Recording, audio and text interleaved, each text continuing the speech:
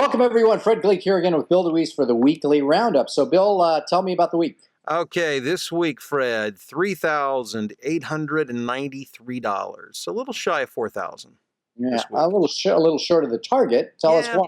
yeah. Well, um, it's really, it's the same thing. The whole pruning principle. I prune back some of my clients at the beginning of the year to make room for new ones. So we cultivate new ones, but it's going to take a while to fill Yep. that gap. But the beautiful thing is, I'm working far less right now in terms of the recording. I'm doing more auditioning and certainly, there's always work to be done. It's not an issue of that, but I'm not spending hours every day for peanuts. Yeah, you know what? Let me just tag on to that by saying I spent part of yesterday around the lunch hour going over to preview the space that Dave Fenoy and I are doing our event in this weekend, which starts tonight, by the way. Ah. And when we got together over lunch, we were talking, and I said, you and Bill are both really, really good teachers, but you have very, very different business models. I said, Bill is doing a lot of work, spending a lot of time behind the microphone, and makes X amount of dollars. I said, the amount of time that you work, and he was, he said, I said, so on average, how many jobs a day are you doing? He says, if I get one or two, that's good. And I said, but each of those jobs is probably, he says, yeah, most of the jobs that I book are between $800 to $1,500. Yeah. So it's a very interesting, different approach to the business. And I'm hoping that when we get the two of you guys together in November, it's going to be great because people are going to get to see a very different approach. And I think both of you guys, when we get together, will learn from each other what to do and what not to do. And everybody who's going to be there is going to get a boatload out of it because those really are two different paths, wouldn't you think? It is. Between the two of us, we really cover, I believe, the entire spectrum of possibilities and how you may approach. And you could certainly take a hybrid approach, as well. But Yep. I think there's going to be a lot to be gained by being there. Yeah, and the thing about it is I'm sure that each of you as well, forget about everybody else, which is of course important, but each of you are going to learn from each other. And I bet that some of the things that you start to adopt from that program will be as a direct result of being together with him, listening to him, and talking to him offline. Oh, I'm sure.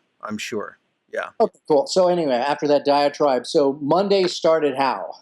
Monday, New Mexico PBS promos. Usually the first thing I do every Monday. Commercial for Larry H. Miller Jeep, Dodge, Ram in Arizona. I did another automobile dealership spot for Superior Auto.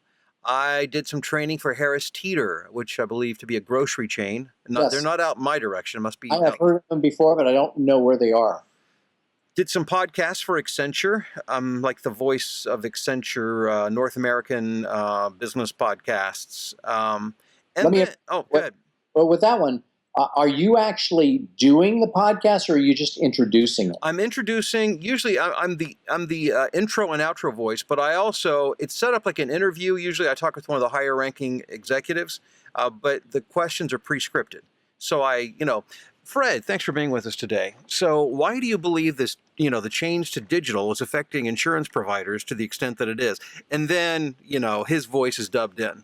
Got it. Okay. So it's that kind of thing. And I've been doing that for a while, but those jobs they come every once in a great while. Also on Monday, this is a little aside. We like to talk about lessons learned, and this was a lesson learned. No audition is wasted, even if you don't get hired. I know I've said that before, but it bears repeating. I was contacted by a client or prospective client through voices.com that I had auditioned for. She informed me that while I did not get that audition, she really liked what I did, and she already had something in mind for me in the future, and that she would be in touch soon.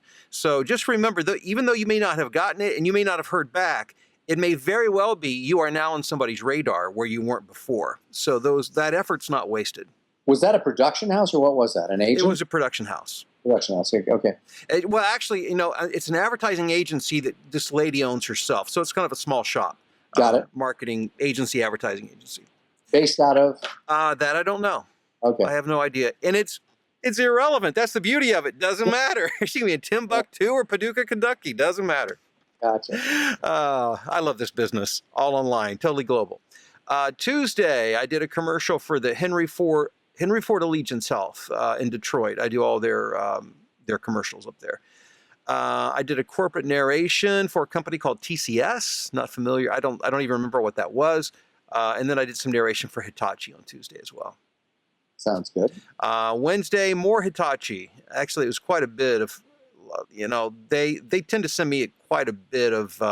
It's usually training for their salespeople and new technology and how to position their stuff against the competitors. So it is kind of interesting, even though I really don't fully understand it. It's interesting how they position their products. I find that enjoyable. I did some AARP tag updates on commercials where, different phone numbers and call 800-555-1212 now, then call 800-555-1313 now, call, all that kind of stuff. So I had to do a whole new set of phone numbers. I did a voiceover for an explainer video for an app called Good Vibrations. I did some Texas driver safety training, another Superior Auto commercial, and I did medical narration, which was interesting. That was that was a directed session using Source Connect, where I had the actual studio that I was working through was in North Carolina, and they had patched in 3 people from the medical whoever the client was. Let me interrupt you there. Yeah, sure. Notice that in the members area, which, by the way, DeWeeseMembers.com, if you want to get involved as a member, lots of good benefits. But you mentioned in the forum there on Facebook, you mentioned the fact that you were going to be doing a video of that. Yes, I recorded it. And tell me why, and tell me why it would be good for people to look at that. Well, I think it's good to look at different types of jobs. And medical narration is unique in that you're working with a lot of very complicated terminology that, most of us don't use on an everyday basis, unless you work in the healthcare system. I certainly don't. Electroesophageal thermometer. Yes, exactly. And this was narrating. It was showing, apparently the video is a cadaver where they're going through and showing different parts of the anatomy and yada, yada, yada, yada. So I'm doing the narration. I don't think I actually mentioned this on the video, but I'll mention this here now with you, is that I forgot about the session until I got a 10-minute reminder before it started. It popped up on my screen. So what would you have done had you been more prepared? Well, being in medical narration, ideally, and this was a 10-page script, by the way. I mean, it wasn't real short. So you had gotten the script and received it. Not even looked at it. I had not looked at it. Yes, correct. So what I would typically do is I would go through and begin to look for words that I'm not familiar with, which could potentially be a lot. And then I would begin to look up pronunciations and familiarize myself and go through the script to make sure I don't look like an idiot during this session. Right. Because you want these people to hire you back again. Yeah. So here at 10 minutes till, I'm sure my blood pressure rose, my heart rate increased. I got a little sweaty. I don't make those kind of mistakes usually, but I did. And so I just thought, okay, Bill, you've done this before. Just be calm. So I went through and I looked up all of the words that I could. And in those, actually, took about 6 minutes to do that. And then I got set up for Source Connect, got on the call. And the session went really well. It went really well. But the big thing, and here's the takeaway. The big piece of direction that I give myself that I'll share with you that I would recommend is whenever you are in a situation where you feel unsure, just slow down, because the human reaction is to allow the adrenaline to take over, and you just start to go fast and almost panicky. And the faster you read, the worse it gets.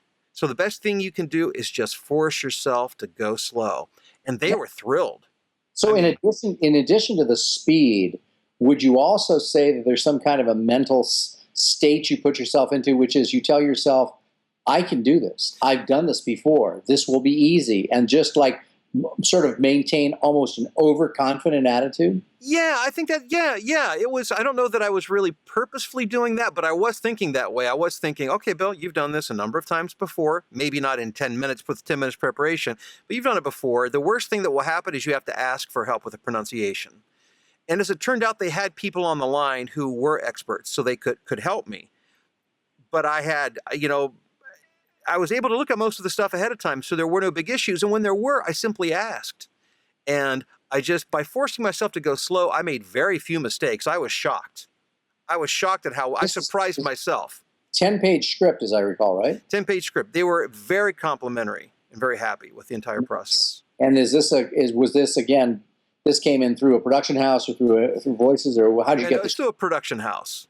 Okay, so chances are they're going to give them good feedback in the production house. If they have another medical narration, they're going to think of Bill DeWeese. Yes, and believe me, that was top of mind. What I wanted them to go away with was, this guy is so easy to work with. Not that he has a great voice, but that, you know, he just did it. And, you know, if we needed to give additional direction, he took it and he did it, and it wasn't an issue. And we were in and out of there fast, efficient, you know, the whole thing.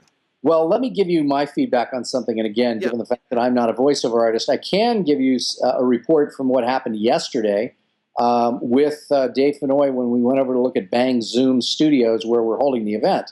And by the way, just for promotional purposes, that event is being recorded and will be available for sale. Excellent. At some point in the future. Will be in the future. So here's the deal. We went in there and I was getting a tour of the studio by the lovely office manager who goes by, I think her name is MC, which is short for, I forget, something, those are her initials. So MC is showing us around, and Dave and her got into a conversation about having to deal with the fact that oftentimes now in video games, they will find some very well-known actor to voice a character. But the problem is that the amount of money generally involved here, even though they jack it up for a well-known sort of an A-list or a B-plus list celebrity, is fairly high for them. For the celebrity, the amount means virtually nothing. And oftentimes, when the celebrity, who probably lives in LA, agrees to do this, they agree to do it because they have nothing else booked during that time. One of three things can happen. The guy shows up on time, does his work, does it well, and leaves. That apparently happens infrequently. What happens more frequently is, A, they don't show up at all, that they actually got real work as far as they were concerned, not voiceover work, that paid them much more. They just didn't even show up. Whoa, that's unbelievable. Apparently that happens, like sometimes 20% of the time. Wow. Then the other option is they show up late and unprepared. Because again, to them, this is doing low-end client or work that they really don't want to do. They show up late, and then their reads have to be directed over and over again. They're not very easy to work with. So again, I'm not speaking about all celebrities. Yeah. But I'm saying that there's a message out there in the marketplace with regards to video games and voicing video games, that when you hire a celebrity who generally doesn't do this kind of work, most of the time they're either difficult to work with, they're lazy, they don't show up at all, they show up late. That's incredible. I did not know that. Yeah, and it's really funny because it's bad because people like Dave, who are journeyman voiceover people, apparently all the technical staff just shake their heads like unreal. And then the person shows up an hour and a half late, doesn't ask for forgiveness, whatever, just like, hey, here I am, and it's a completely different group of people apparently. Wow, that's amazing. That's too bad. And it's sad because, I told Dave, I said, look, if I'm a professional, I don't care if I'm Tom Hanks or some kind of A-list actor. If I do a job, I'm going to show up on time, do it right, say thank you very much, or I don't take it at all. Yes, absolutely. Anyway, so I thought that was kind of strange. So where were we in terms of the days here? We're on Friday now, right? Friday. Thursday. Just quickly, I had a few jobs on Friday, some CAD training, an explainer video, some Walmart training, and a little thing for Atlas Copco. And then on Friday, today, it's been a relatively busy day. I did some more medical narration, not as complicated as the one earlier in the week. Thank God. I did a sizzle reel. A sizzle reel is when a TV production house or a producer or a creator has an idea for a show, and they're going to pitch it to a network. And they hire a voice like me to do this is like a game show. You know what? Everything's really high energy. I'll bet that this is probably the one niche that I might be able to pull off in voiceover. It's a growing niche because they hire. I see it all the time. There are a lot of these jobs. So give me like, how was that read? Let me see if I can find the script real fast. And I don't want to give you too much here because not that I don't want to give you too much, but I mean, I'm not sure how much of this is confidential. Yeah. You leave out anything. Just I want to hear the inflection and the spirit and the kind of the underlying tone. Yeah, let me change the name of this. Okay. Let's see here. I'll just kind of do it on the fly. Yeah. We've all been there, drooling over delicious food made by famous chefs on TV. Now it's time to stop drooling and start ordering. In this show, 2 celebrity chefs compete in a live TV show to bring their dishes to your doorstep as fast as possible. Through 4 nights, 2 celebrity chefs compete to run the best takeaway food truck. And I'll stop at that point. That gives you an idea. Got it. Yeah. And that can be painful to do. Well, that's why I remember years ago. Remember when you were up for that thing that would have taken you to Vegas to be announcing wrestling or something? Yeah, as women, female boxing. Yeah. I mean, this is just, this is not what your normal, Bill DeWeese, regular person kind of voiceover approach is. It's not really your area. Especially not in a live venue. I mean, I do a lot of like car dealership and promo type stuff, but not in a live venue. That's not my thing at all. My question, just before we finish up, I want to know this. So when you do those car dealership ads, do you always feel like you're being a little inauthentic and really not being you? Yeah, very much so. Yeah. But you know what? I've done thousands of them over the years. And actually, I feel like, and I'm pretty good at them because I've done so many of them. I get hired for a lot of them, but it always feels like, it never feels real. It always feels plastic.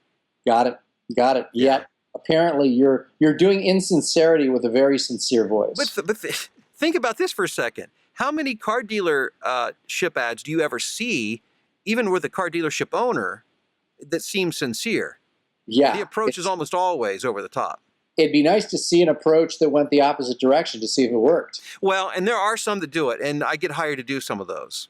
Where, we're a different kind of car dealership. Come in and see our family-owned dealership today, that kind of thing. So, there is that. Not as much as the yelling, screaming, but... Hey, any other final points here before we let people go for this? No, I think that's pretty much it. I'm just glad I love what I do, but boy, am I glad when Friday rolls around.